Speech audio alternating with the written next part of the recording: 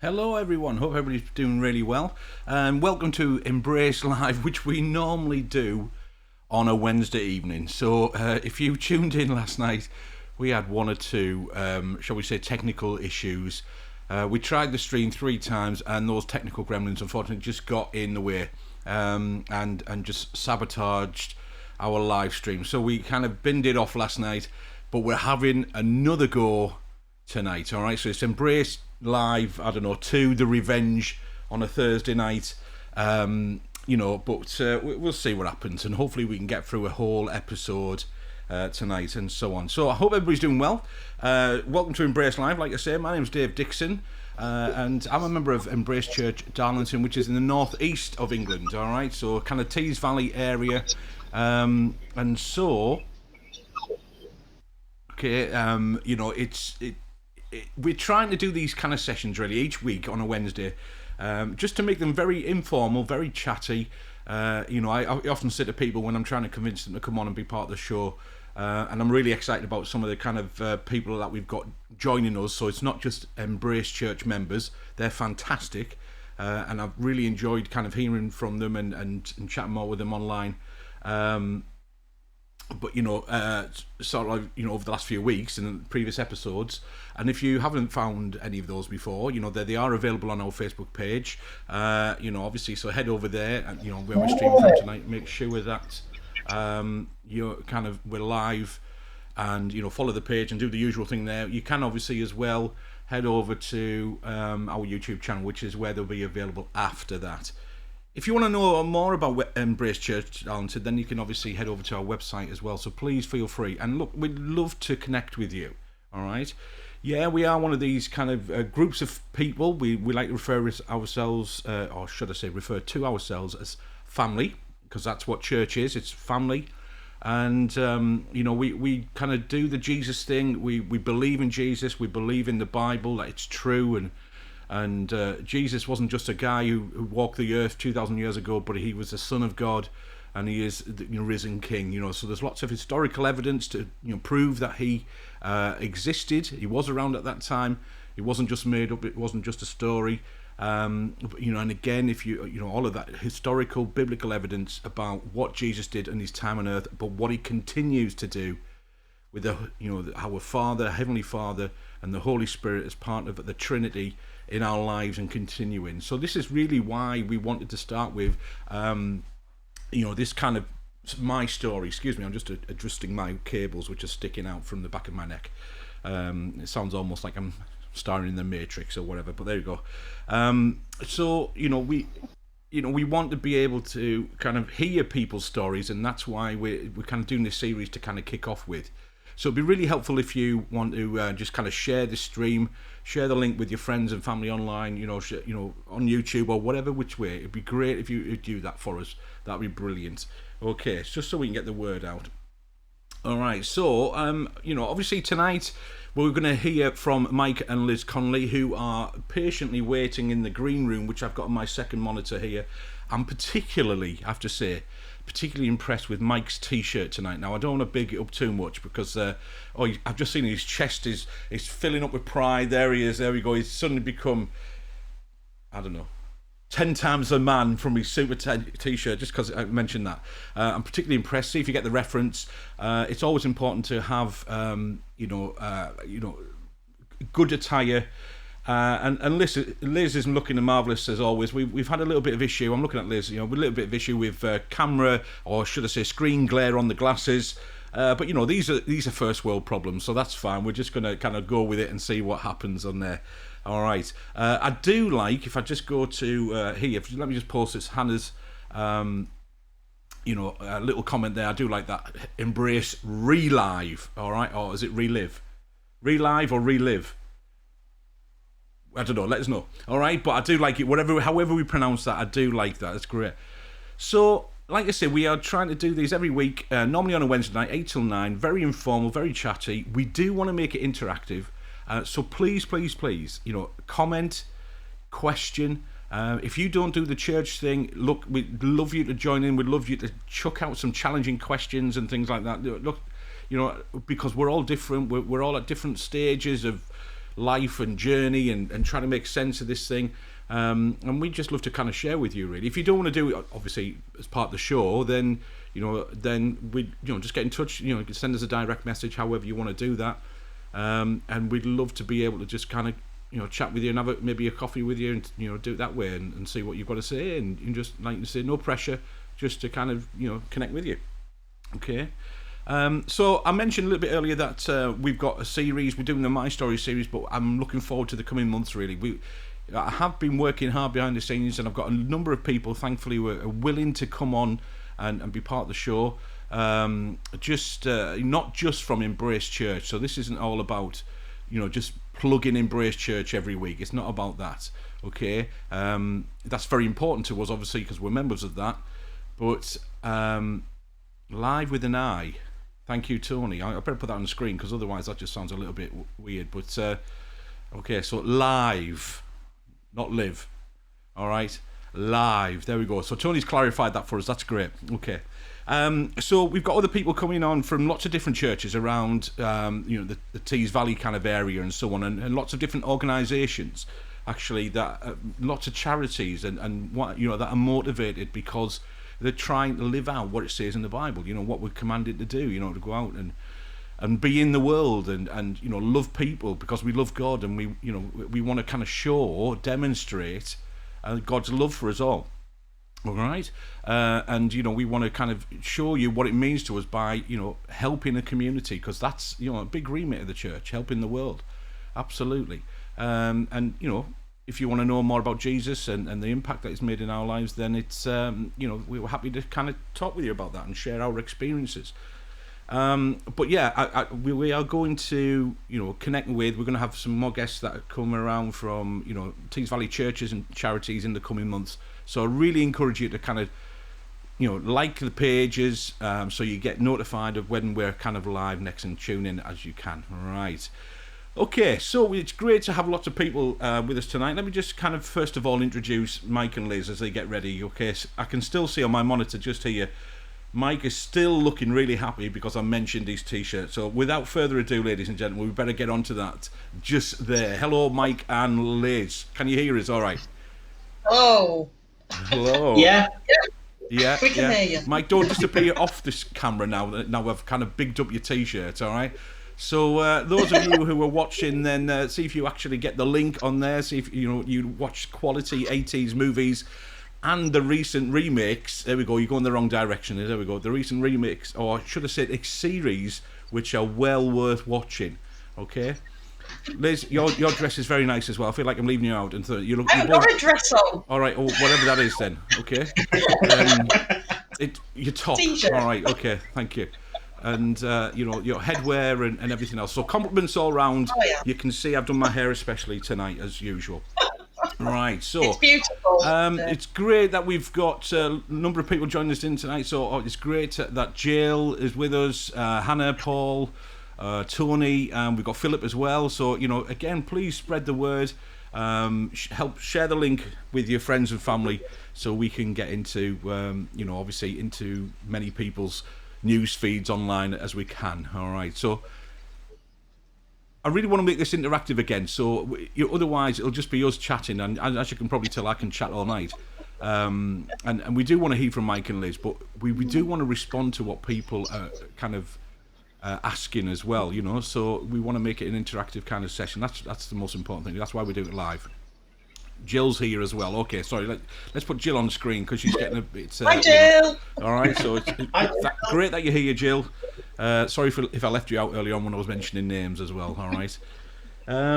So we do want to make it, interactive, like we say, so please, do that. I'm just, because we're mentioning fashion and, everything else. Tony's given the big love for the... Thanks, Tony!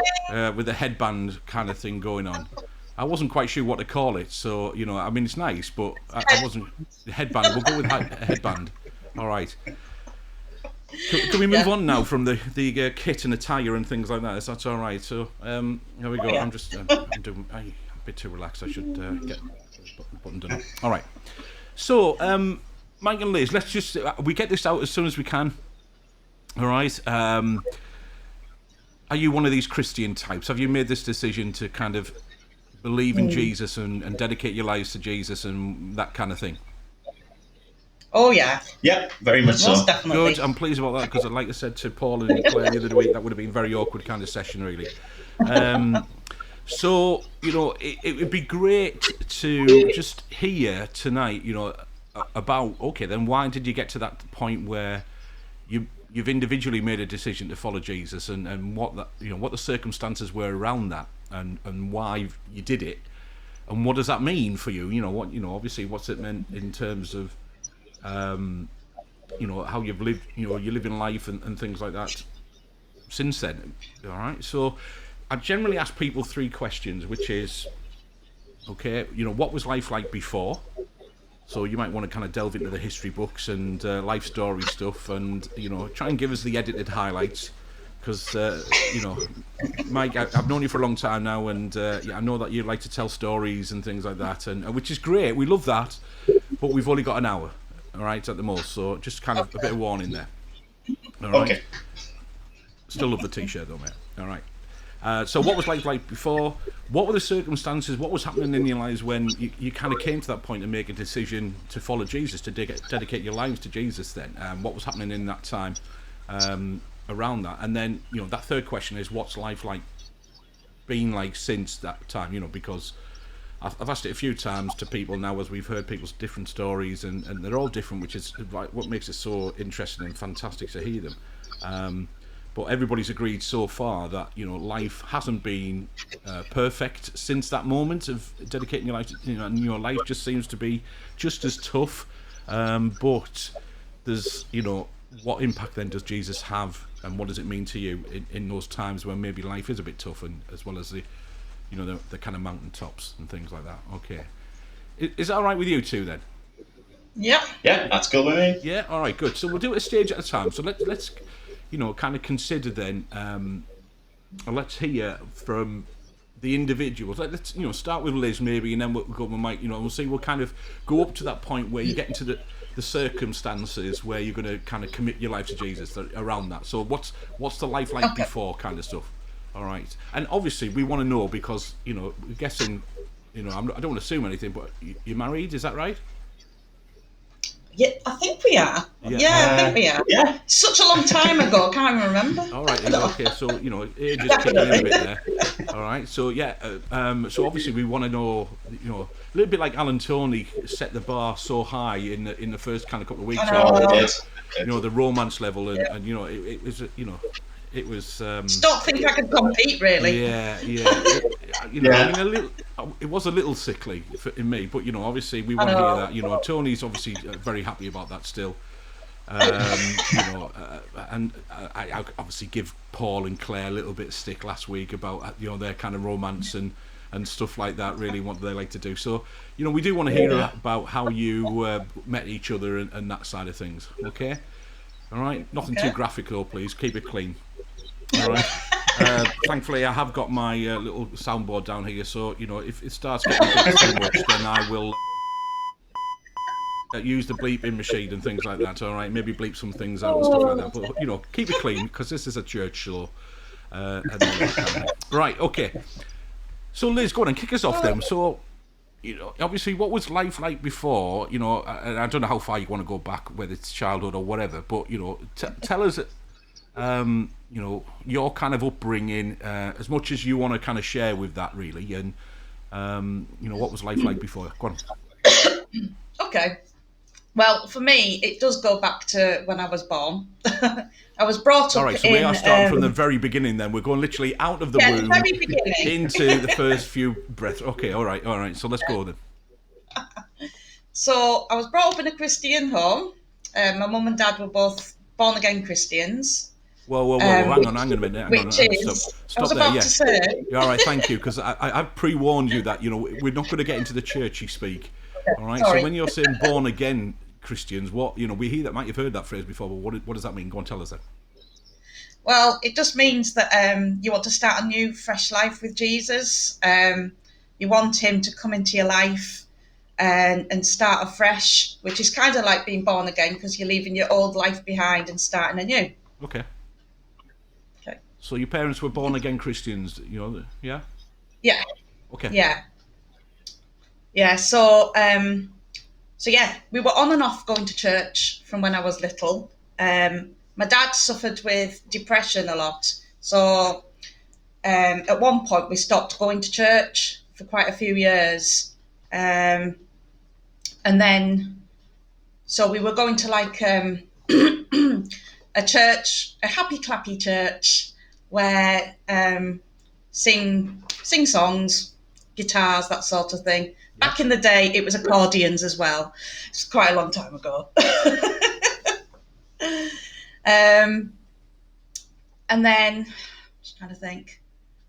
For a little while, when I was about 8 or 9, me and my mum and my younger sister, we went round to the local Methodist church. So we went there for a little while until I was about 10. And then my mum had my little brother, and we kind of stopped going for a while. But throughout all those years, I always knew who Jesus was, and I knew he was my friend. And when I was really young, I used to sing songs to him with my mum, and she'd always read me Bible stories. And then when I became 12, when I turned 12, my dad, I guess he was healed from his depression and things. It was kind of like an instant thing that happened on a night, one evening.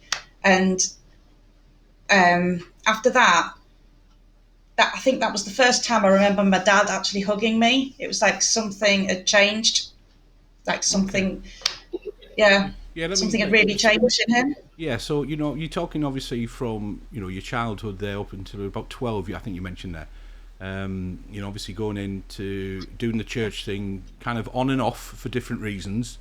Was that like your involvement in the Sunday school and that kind of stuff, the traditional kind of being dragged along by your parents on and off and that kind of stuff? But interesting that you said you wanted to go. All right, that's a good. Well, that's good. That is good, isn't it? It's interesting that you kind of said that you knew who Jesus was and that he was your friend. How did you know that though? What made you think that? Just through my mum. Really chatting about it, and I don't know, I think I've always accepted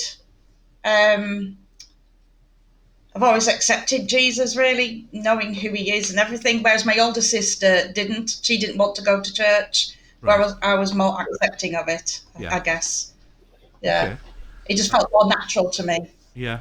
And then, obviously you talked about then your dad's mental health issues and the real struggles that is, and again, I'm taking it this was a while ago now, without going into your exact age and stuff like that. But 1990. yeah. So even that time, get to a certain age. I don't even feel that's too long ago, but it is. I know it feels like yesterday, but at the same time, a long time. Yeah, absolutely. But it's. Even then, I'm just so thankful that we are much more open now about mental health issues and things like that. I remember, Tony, who shared her story with us, a number of weeks back now. So again, check that out if you haven't seen that one. Well worth listening to Tony and Alan's story. But she was open there about some of her mental health issues as well. And I'm so glad that we can talk about this openly, and there's a lot more acceptance of this, because this isn't a new thing. This has been around for many years. So that must have been really tough. But I'm interested, it's amazing. And even Tony, if I just put that on the screen, she's like, wow, healed from depression. What were the circumstances around that? How did that happen?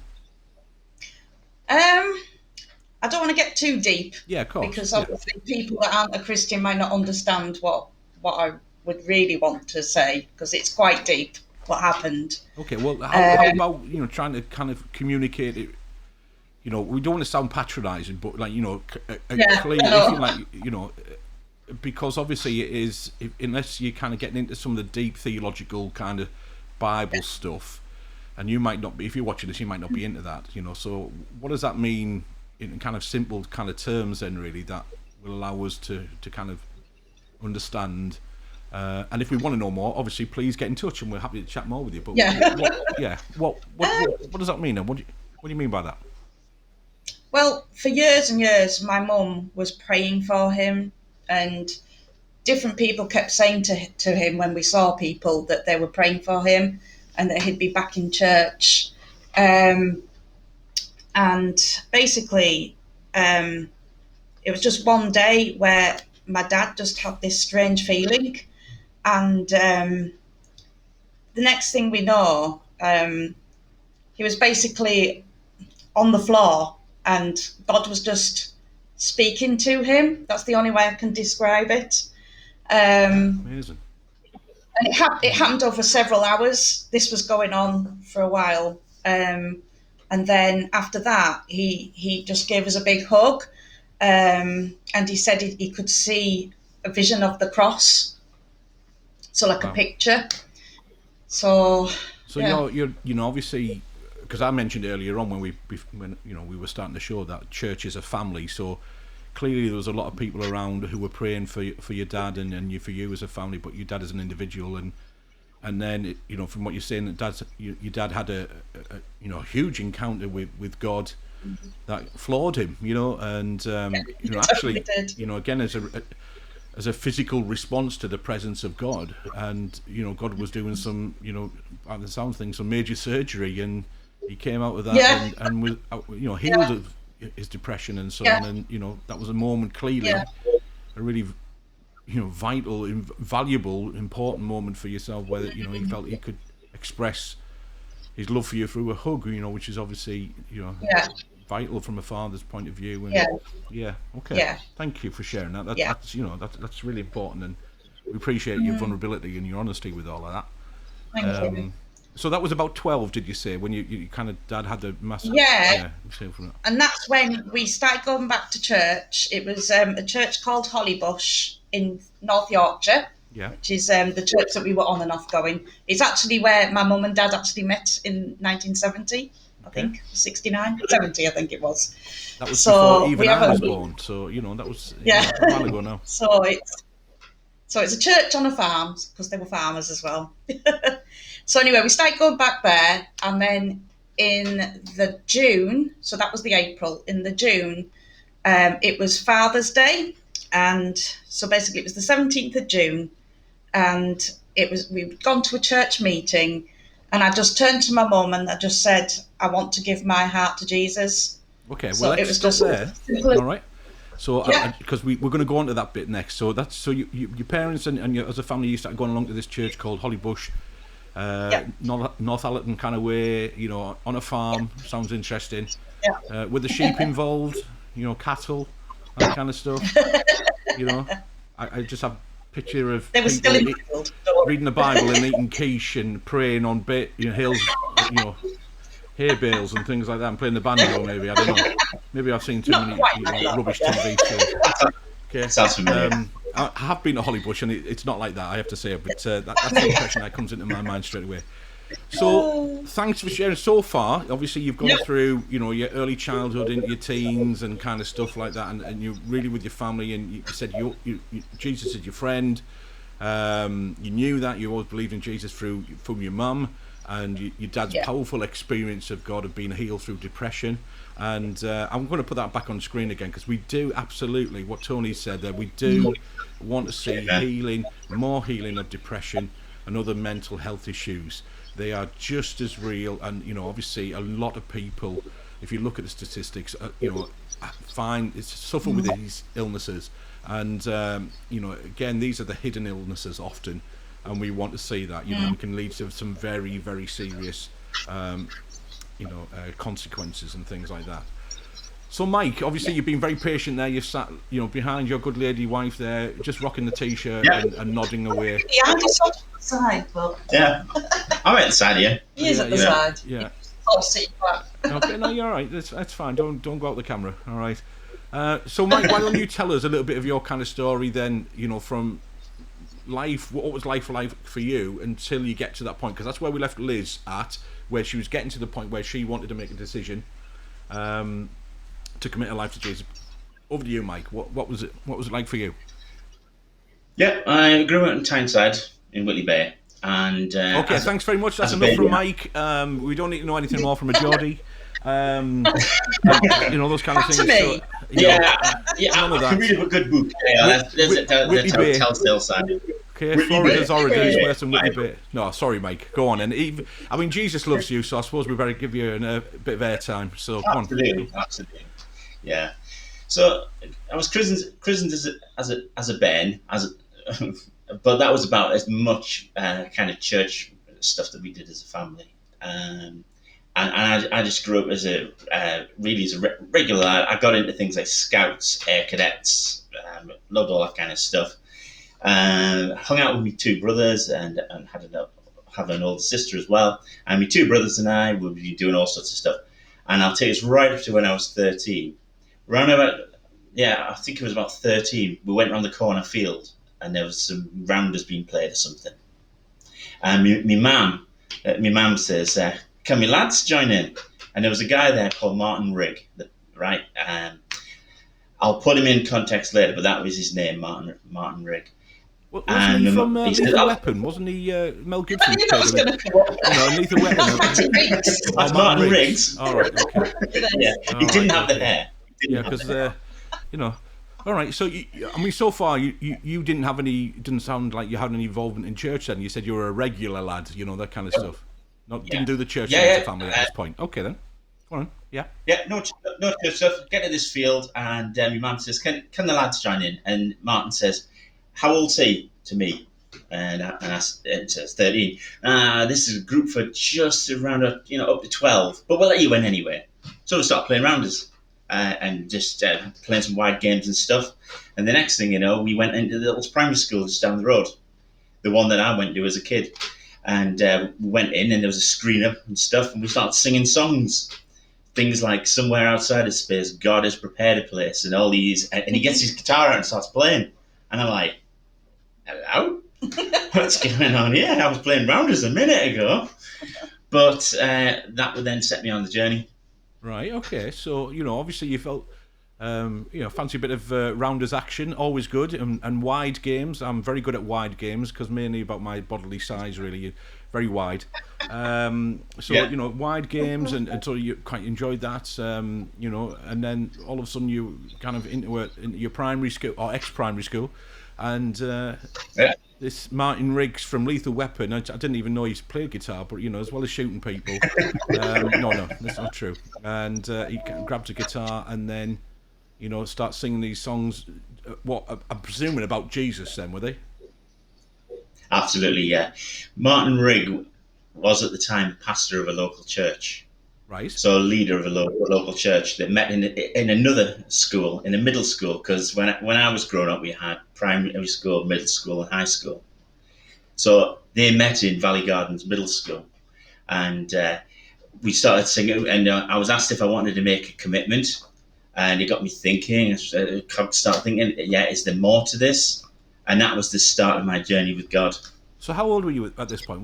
Were you around about 13, 14-year-old. Right, okay. So, lots of people are, as teenagers, we're kind of feeling our way through life and we're growing at this point, and lots of things going on as we're kind of, I suppose, without getting too deep about it, trying to work out who we are and our identity and stuff like that, and having some big kind of life questions. And you hadn't done the church thing at all at this point, and then some guy asks you to, after he must have been pretty good on the guitar, obviously, it says, right, do you want to make a commitment? What did you have to sign and do a direct debit or something? And I was like, is that what does that mean? Make a commitment. What do you mean by that? There was a little prayer.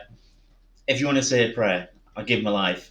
Right. So you're now at the point then where do you want to give your life to Jesus? Do you want to dedicate your life to Jesus? Then make a commitment and yeah. All right. That's interesting. I can't say there was any. No, I was just going to say, mate, that's interesting because was this in the same meeting that you were, rounders then into the school? There was a screen, he played guitar, and then something was happening there that you felt, actually, hang on a minute, there was something of Jesus in this that made you want to kind of know more. Then is that right? That's right. Yeah. Just wanted to know more, and it went on over a few days and things, and this event went on through the summer holidays, a bit like what we might do with. Yeah, so it's like a we holiday have the club, thing. and then with these kind of meetings Yeah. afterwards, lots of sports, and then Martin Yeah. Riggs from Lethal Weapon playing his guitar and talking about this Jesus dude. All right, okay. I'm going to Yeah. stop with the Martin Yeah. Riggs joke now. I think I've worn that one out. All right, so so we're both at the point now. All right, so for Liz, it was with your mum at Hollybush on hay bales, playing the banjo and eating quiche and reading the Bible as they did. No, they don't do that.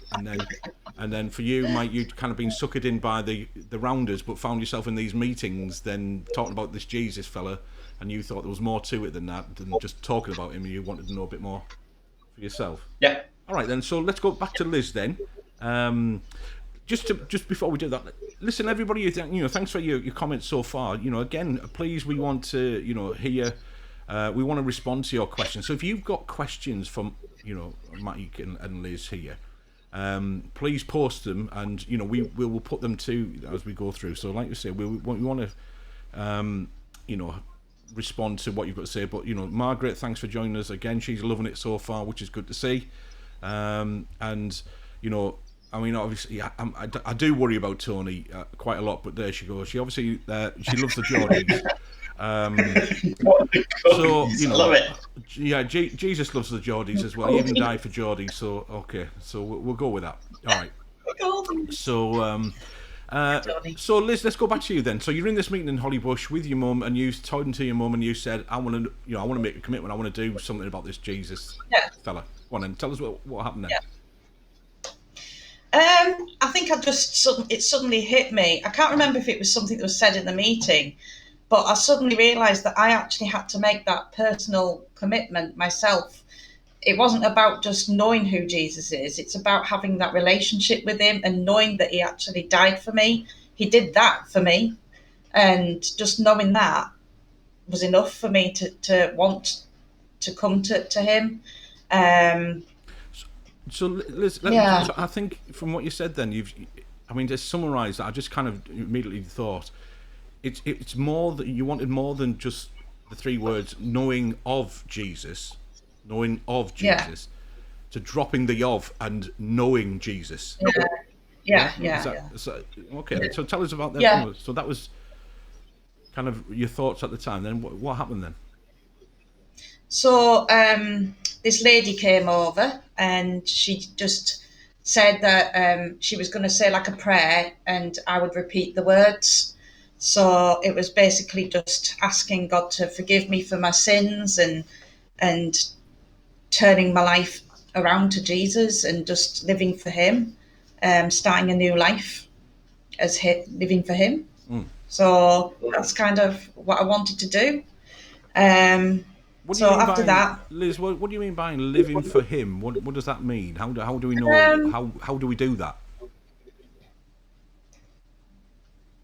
Basically, I think for me, it's just like starting to read my Bible more and trying to be more like Christ-like. Starting to know that and understand that he's there for me, he's my friend. Just included him in my everyday life. Yeah. So it's kind of, like we said, knowing of Jesus, moving from that to knowing him and having a living relationship with Jesus. That again, that you living, dedicating your life and trying to be more like Jesus. We are human, though, aren't we? And that's the thing, isn't it? That we do mess it up, and through Jesus and the cross. He made a way so that we can be forgiven and know the Father, and our Heavenly Father, God, kind of welcomes us with open arms, like a heavenly dad that he is, a real perfect Heavenly Father, and that can be tough for people to understand. I totally understand that, because that very much depends on the relationship that we had or have with our earthly fathers as well, and that can be the person. And that person might not be your biological father, but it might be some, a father figure in your life, whether that thing. So again, we are human and so on. So we're kind of moving from, and like you say, knowing of Jesus to that point where you actually are dedicating your life, saying, "I know Jesus personally now. I'm committing my life to being a Christian, one of these, God botherers, one of those kind of things that and living out, reading the Bible, living that out, and what it says in the Bible, and those kind of things is the best version with God's help to do that. All right, okay, so we'll come to that part then, about what's life been like since then. Okay, since you made that decision, let's go back to you, Mike. Okay. Yeah. So you were playing rounders. All of a sudden, you were in a school hall that you used to go to. Some bloke with a guitar over the few days in this holiday club type thing talked about Jesus, and you thought, actually, there's something in this. I want to know more. And you kind of got to that point where you may be making a decision. What was you thinking around about that time then, Mike?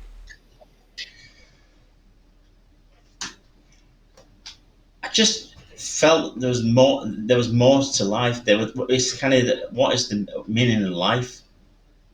Why are we here? And I've always been fascinated by the vastness of the universe and thinking, did it just here come by chance? Did we just get here by chance?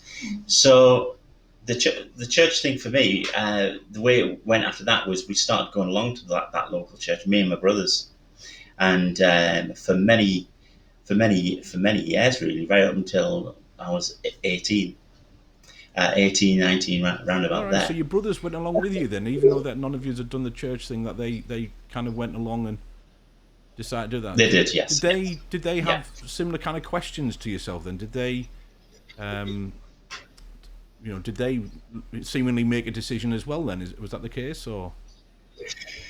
I think at that time for them it wasn't. I think at some point they said, probably teenagers, but better things to be doing, and so they kind of went off and found their own way. Yeah. And now I'll just interject the more. One of my brothers has come back, and he's now at church with his wife, which is my sister. Yeah, in Richmond. The other thing on that journey, there's a few more bits along the way, is that I got introduced to the guitar along here, and fell walking, and sound systems. That's kind of all part of that journey. Because one of the things that I was asked to do, I was given a guitar when I was 15 years old. Yeah. By my mum. She says, "Here's a gift for your present. Here's your Christmas present." I couldn't wait to use it, so I got it, and I learned like umpteen chords on it, so from the little sheets and stuff, and started playing and things. And then before long, I started playing as part of the music team in the church itself. Right. Now, okay. Martin would do an outreach on the beach, on Whitley Bay Beach, and take his guitar down. And he said, "Come on, we'll go and sing some songs to the kids." The same songs that I'd been playing a couple of years ago. Okay. I started playing there. We also took along a little amplifier. It was a little trolley, little speaker on it, and a microphone on it. And I remember standing on the links of Whitley Bay, just talking into this trolley with this microphone, just really sharing about how we'd come to know God and stuff through that. Okay, so is that you use the word outreach? Is that what it means to kind of go out and tell people about your love of God and things, what God means to you? Yeah. So did a bit of that on the beach and stuff, and that probably takes me up to speeding along through to about 18, 19. Now, what the other thing, as I mentioned there, fell walking. Martin loves fell walking, and we went as a church to the Lake District every year as a church family, and we went fell walking every single day while we were away. And again, that was just something we engaged with, and it was a great time. Yeah, so it sounds like that this guy was a really big influence on your life, really, in terms of obviously telling you about Jesus, and he was clearly a man who was passionate about Jesus, because you said he was a pastor, and that means he led the church, and obviously influenced you in lots of different ways, in terms of your fell walking, and then obviously the guitar side of things and what have you like that. So yeah, big influence, do you think? Oh yeah, absolutely, totally. He was like the mentor, if you like. Yeah. One of the interesting things was around at this time was my mum and dad were worried for me that I was getting brainwashed. Right. Okay. And so started to ask questions, and so I started questioning myself, and it was a time of saying, "Yeah, am I just going with the flow? But the more I tried to walk away and say, no, that's not, the more I just felt more and more right. Okay. Yeah.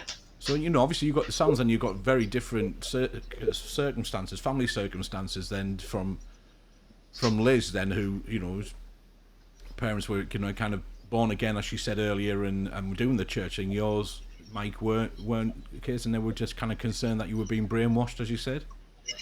Yeah, but absolutely wonderful parents, really Yeah. good, spot on, Yeah. But And clearly, say, love and care for you, and obviously part of that love and care is totally. that they want the best for you, and they were concerned that potentially somebody was having a big influence over you that they maybe weren't entirely happy with. So again, that's all part of the love, isn't it? Of course it is. So great parents, but you, despite their questioning, you were convinced that obviously Jesus was real, and again you were living a relationship with him and being influenced by him and what the gods says through the Bible and things like that. Is that right? Yeah. Yeah. So you mentioned big questions in there, and obviously I just want to put this on screen that again Tony has kind of mentioned this about is there more to life than this? And I think that is a big question that a lot of people wonder. Could it be as bold as saying that even pretty much the vast majority of people might wonder this at some point in their lives, and I think I remember Alan talking about this as well in the story with Tony when they were sharing in the previous episode, that Alan was thinking about those kind of questions, particularly in his late teens, and and it is a really big question. And what is the point of life? Why are we here? And so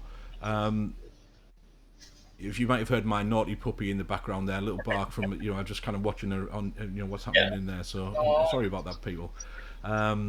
So obviously Alpha, if you're not familiar with Alpha, we did cover this with Paul and Claire because we established that they have shares in Alpha Course and things, but no, I mean, more importantly, their story, both Alpha Course, featured heavily in their stories, and it was very influential. And so if you're not familiar with an Alpha Course, it's basically a number of sessions that cover different themes, very informal, includes over food, and chatting and groups and things like that, and there's often a theme, and those people, it's designed for maybe those people who want to know more, and maybe don't do the church thing, don't do the Jesus thing, and they want to say, well, actually, what's this all about then? And maybe come in and grill a Christian, which is a good thing to do, and say, well, okay, what difference does it make? And again, just to kind of get those questions out there. And that's what Paul and Claire did. And I know it's Embrace Church, and many churches do this across the land, really, and run these Alpha courses. And so if you don't do the church thing and you want to know more, then again, a lot of the materials are already online. If you want to check them out, maybe on YouTube, just search for Alpha course. Look, even better is when we can and do it safely because of COVID restrictions and so on. Go to an Alpha course that's been organised by a local church. Now it says course, that makes it sound like there's going to be an exam and things like that, and it's going to be like taking notes and lectures and things. It's not like that at all, is it? It's very very relaxed, very informal. Like you say, it involves food, which is always a good thing in my book, and and again, it's very low key and informal, and it's well worth doing. So if you're interested in that and want to know more, then please get in touch with us as well. Send us a message, and we'd love to kind of talk with you more about that. And we've also got online course, Alpha course sessions available via our social media channels as well. But we'd like to talk to you face to face if possible. All right, okay. So I suppose we're up to that point where we've got about 15 minutes left. Where you've both made a decision then. Let's get the romance out of the way. What point did you meet each other? Was this before or after you'd done the kind of decision making about Jesus, and that side of things? How did love blossom? Come on, this is your opportunity, and we want to know, how did Mike propose? Or did you propose, Liz? Come on, again, it all varies, isn't it? So let's get the lovey-dovey stuff out of the way. Can I go back just a little bit first, because then it'll put it in go and set it up. perspective. Yeah, so basically from about 14, I started singing in our worship team at the front. And so I was doing that for years. And then I was 16, just before my 17th birthday. and someone walked through the door at the back when I was singing, and it caught my eye.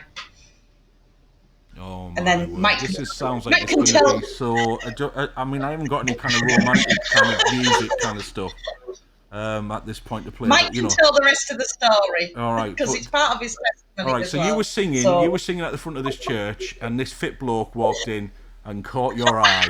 Right, is what you're saying? Okay, Mike. Let's just ask: was it you? I think so. Oh, good. Yeah. It would Yes, have been it quite was. awkward Yes, if she it was. said, then the fit bloke walked to the right, and then you came in afterwards. That would have been quite awkward, wouldn't it? So, you know, all right. Right. So, you know, she you know, a little spark in her eye, little flutter as she's singing.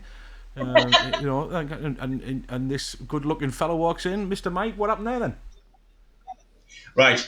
So, You need to go back a bit. yeah, I'll go back a tiny bit. I came away to university to Teesside in '92 to study on a 4-year course.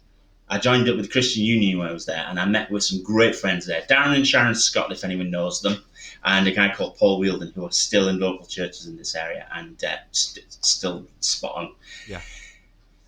In my 3rd year, I was on placement, and I was on placement in Northampton. And I had a pretty rough time in the 2nd year, and I took it out on God. I had a rant with God. I gave him one thought. I said, God, you've got a big angel. You've got a big angel. In your Bible, you talk about somebody called the Archangel Michael. Get him down here now, because I want to see him right now. And I was waiting. Nothing happened. So I was really frustrated. Right. So somebody had mentioned back home in my own church, Hollybush was a church that you should check out when you were living in Northampton. And something inside me prompted me. I don't know, my heart was pounding. I just felt that I had to go. So I walked 5 miles in the dark to get to Hollybush. You walked 5 miles? I walked 5 miles along the country roads just to get there because there's no transport. I had no means to get there. You do realise you sound like a poor man's proclaimers at this point. Rather than 500 miles, it's just like 5 miles. But it's still a long way. I mean, that's pretty dedicated to get to Hollybush. Go on then, yeah? Good. Go on then. Yeah, you walked in and there was this fit lass at the front singing. Is that what you're trying to say to us? No. What I was trying to say was the bit I wanted to bring just before that is I walked into the corridor, the sermon that was saying, and the Archangel Michael, and the Archangel Michael, and the Archangel Michael. The sermon was all about the Archangel Michael, and I just turned to God and said, God, you're having a laugh. You're having a laugh. And I ate humble pie. I really said, look, God, I'm sorry for ranting at you, kind of thing. Because I can't have that conversation with him. He's there. So I go in and I get this massive hug off this bloke called Arthur. Really friendly bloke. He gives us a massive hug. I go sit down at the back of the church and just put my head down in a kind of, really sorry, I'm sorry kind of thing. And we start singing the song. And there's a song called All Heaven Declares. Good song. And the chorus. Classic. Love it. Dave, you need your sick bucket any moment now. And there's a chorus, and the line goes, forever you will be. And then there was a harmony came back with forever you will be. And I looked up, and that was Liz singing that harmony on the stage. Oh, angelic tones captured your heart. I love it. And there you go. People, we need some comments about this. We're feeling the love, you know. I mean, again, I'll put it on screen that, you know, Tony, who's been great commenting tonight. Thank you, Tony. You know, is loving that, you know, obviously. So you were wooed at this point, by this wonderful angel singing to God, and then you thought, oh, she's all right. Is that right? Oh, she's. Yeah, but the funny thing was, though, for some reason he thought I might be with the person that was leading the worship. But, I was 16 and this was a 40-odd-year-old bloke who's married and was our youth leader, but he couldn't see from far back. That's his excuse. Yeah, he looked good for his age. That would have been a so bit he weird. thought that he thought he wasn't in for a chance, but, you know. All right, okay. Yeah. I went to talk to him at the end. I was the one that pushed Did you? things. Oh, Yeah. Well, I mean, Yes. what a surprise, Liz. You know, those of you who've known you for a while now are not surprised by that, and you know, that kind of stuff. So you thought, oh, he's fit. I'm going to go and make a move on him, and then, you know, with it skipping a little bit, then you know, obviously, you know, things developed, and eventually married. I'm guessing that, you know, that side of things. Yes, you established that earlier on. I was going to say, within a few weeks, we were like an item. And then the following February, so we'd only been going out a few months, we were engaged. And within a year, 2 weeks before my 18th, we got married. And the guy that married us was Martin Rigg. Yeah. Wow. Wow, that must have been about Lethal Weapon 4 by that time. Yeah. Yeah. Yeah. So, obviously we're feeling the love about it. This is like, this romance hour it's suddenly turned into. So it's fair to say that you two didn't mess about. Obviously knew, a match made in heaven, as they say. And, obviously then, and you've got wonderful family since then. And obviously it's been a good while. How long have you been married now? Over 25 years now. Wow, that's a good innings so far, and you're still together, which is a good testament, which is brilliant, and obviously, what I want to say then is, what's life like? Obviously, if you've been 25 years and you've done the life thing since then, what's life, very briefly, because we've only got about 5 minutes left, really. I know, not so much to say. Yeah, I know it goes really quickly, doesn't it? What's life like, been like since then, and we said right at the beginning that life isn't perfect since becoming a Christian, and it is tough, and everybody experiences ups and downs. So, what is, knowing Jesus, having that living relationship like you've both said you've got, and obviously having a marriage and Jesus being at the centre of that as well, how has that helped you? How has that kind of sustained you through tough times? And what about the good times as well? Not just the tough, we don't want to be down all the time, but we want to be realistic as well. Well, can I just say that I could not have done life without Jesus. The things that we've gone through as a couple and before that, because both of us were picked on at school and things like that, weren't we? Bullied, and I'd even been bullied by certain teachers as well as kids. So life hasn't been easy at all. We got married young. We lost our second child. What else have we gone through? Deaths in the family. Yeah. We've struggled at times with our marriage. We almost split up. Things have been really tough at times. Yeah. Financial troubles, but you know what? Jesus has always come through. He's always pulled us through it and made us stronger because of it all. We couldn't have done it without Jesus, could we? Yeah, in honor of our good friend Phil, there's a song in my mind. Life is a roller coaster, and life is like a roller coaster. But the thing with this roller coaster is, you go up and you go wee, and you go down and whoa. But there's always a middle. Yeah. There's always a center to keep your mind in the right, to help you to come back. So if you're going way up here and you're getting carried away, you can always look down and say, no, I've got to come to there's an equal. And then when you're in the bottom, you can always look back and go, I've got a constant. There's always a constant in their lives. Also, our middle child, he was diagnosed with autism, so we went through a lot of years of struggles with that, especially when he was younger. That was really hard work. What else? So, you've lived, it's fair to say, and faced a number of struggles of different kinds, and as well as having those good times, celebrating those good times. Definitely. And Jesus has been with you and is with you in those good times, continues to be. But you said there that you couldn't have kind of coped, you couldn't have kind of managed and got through these really, really difficult circumstances in different ways without knowing God personally, without knowing Jesus personally, and having the strength of the Holy Spirit and your faith being a big part of all of that, and kind of supporting you. And would you say it's fair to say with the church family around you, a lot like you mentioned about your dad, Liz, about the family of the church praying for your dad and in difficult times then.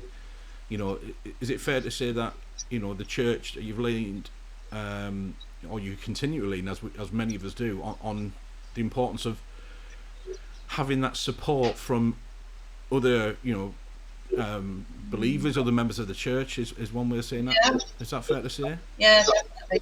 Yeah, definitely. I just wanted to share a story. Yeah, go on. Sorry, Yeah, Mike, go sorry. on. I just wanted to share when I was a kid and I'd only just started, I was about 15-year-old or so. And I think maybe Hannah touched on this a few weeks back in one of the last sessions. There was a time when I was in the classroom and being severely bullied, and I felt really under a lot of pressure. Yeah. But something like a voice in my head said to me, "You think you've been bullied? You're on your own." And the bullying just was unbearable, and I came out of school sobbing. And then that same voice came back and said, "I've got your back. I'm still here." And to me, that was God just reminding me that, and even in the toughest of times, He's there. Yeah. And I'll never forget that moment. Yeah. Absolutely. And so, just because we've got a few minutes before we finish, really, just as we kind of wrap up for tonight, it's been great. Again, thank you. I'm pleased that we've almost made it through a full hour together, without any technical difficulties so far, which is amazing, which is good. But it's been really a really fantastic series that we've done so far. These sessions, really, of hearing people's stories, and we always want to encourage people who are watching, if you've got any more questions, because Liz, you've said you've got so much more to say, and no doubt Mike, you have as well. And things. and obviously it's just a kind of a flavour, a hint. So, would you be open to people kind of getting in touch with you? If they want to know more and things like that. I mean, people can do that via, do that via, obviously the Facebook page or whatever, and I'll put those up again soon. But just next week is the last session of, if you like, this series, which is the My Story kind of series, really. And I just want to give a shout out and a plug for next week, because when I did My Story a few weeks ago, really, and again, please check out with Hannah Jackson, who's another amazing person, and we had a lot of fun. In fact, we talked for too long. It went in a 2-part series. Some people say Netflix series almost, it felt like. But we talked, but I mentioned about my mother's experience. So you talked about, obviously, Liz, your dad's and your mum's influence on you. Well, again, a big part of my story is the experience that my mother went through. And so my mum actually was part of the Spiritualist Church, and she was a medium. She would be an active member in the meetings of Spiritualist Church. And so I said then, when I was telling my story, I wonder if my mum would actually come on. And now my mum doesn't actually like a photograph taken, so the idea of a live stream, I thought, she'll never do it. But when I mentioned it to her a couple of weeks ago, she absolutely said yes, no problem at all, I would love to come on. I think she's getting a bit nervous now from the few texts I've had, but that's fine. So next week, Ma Dixon, as I like to call her, Ma Dixon is going to come on and give her kind of testimony, which is what the churchy speak means for her story, really. And that's going to wrap up our series on My Story, really. Okay. But what's been evident to me, and I know this because obviously Mike and Liz, I've known you for a number of years now, and is, from Martin Rigg, playing the guitar and singing songs to Jesus, influencing you, Mike, and you got a guitar for your Christmas present and start to learn umpteen chords. Now, I know a lot of chords, but I don't know the umpteen chord. You'd have to show me that one. I wonder if that's the chord that's about in Hallelujah. Yeah. Umpteen sacred chord or whatever. And I know, Liz, obviously you've mentioned a lot about singing, and your angelic voice and the harmonies that you produce got the attention of the fella on your left. That obviously loved him up instantly.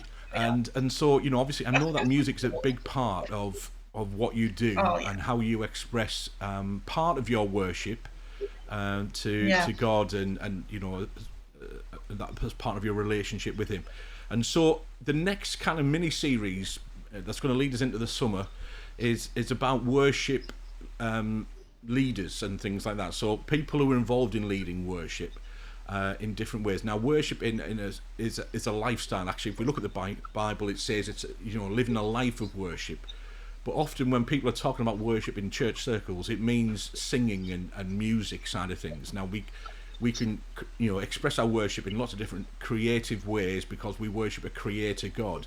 But singing is a big, powerful thing. Obviously, maybe at the moment with the Euros and things like that, there's something powerful about a group of people singing together, chanting, or singing, doing whatever. But obviously, there is a great power in the power of. That doesn't make sense, but there's a great power in music, and expressing our worship, our prayers set to music to God, and so that's what we're going to be looking at. And kind of talking with different people about their involvement in worship, what it means to them, and what's special about it, and so on. So I don't want to say too much there, really, because obviously we'll see what they've got to say. So I've got a range of people, not just embracers, but others as well. And then we're going to kind of head into a leaders kind of series, end of August kind of thing, into September and October, with people who are involved in different churches, but actually more, charities, organisations and communities and things like that, really, as well. So we've got some brilliant people lined up, which is I'm really looking forward to. Mike and Liz, thank you ever so much for kind of being involved tonight. I'm glad we've been able to get through, this episode. Have you enjoyed it? Has it been okay? Oh, yeah. Why, aye, man. Way aye, man. God even loves Geordies, we say. I'm just going to go back. Thank you ever so much. I'm just going to kind of go back to full screen on me, really, just to kind of say, obviously, we are aiming normally to do the Embrace Lives on a Wednesday. We're going to continue on a Wednesday. It's a one-off because we had those technical difficulties last night. But just to kind of say again, please, make sure that you check out Embrace Church website if you're familiar with us, and it gives a bit of a flavour. But get in touch. If you want to kind of follow us on Facebook and the usual kind of social media channels, head over to our YouTube channel. We've got lots of different things on there, including our episodes of Alpha. The kind of Alpha course that we mentioned a little bit earlier on, and you can watch that on there. And please, if you've got any questions, then make sure that you get in touch. We are a nice bunch of people. We're dead relaxed and so on. You can follow us on Twitter as well if you want to, if that's your thing. Whichever way that you do it, we'd love to actually get in touch with you, really, and just to kind of connect in like I say, we won't bash you over the head with the Bible, as they say. We just want to talk to you and see how you're doing, and maybe share a bit of what's Jesus like, and what in our experiences, like Mike and Liz have done so well tonight, really, and how obviously how it's made a big difference and continues to make a big difference in their lives, really, and giving them purpose, and again, in those times when things are difficult, and the times when things are great, it's having that living relationship with our amazing Jesus and our Heavenly Father, and Holy Spirit as well. Okay, thank you ever so much, everyone. Have a really good week. Take care, get in touch, and stay safe. All right, take care. Thank you. Bye-bye.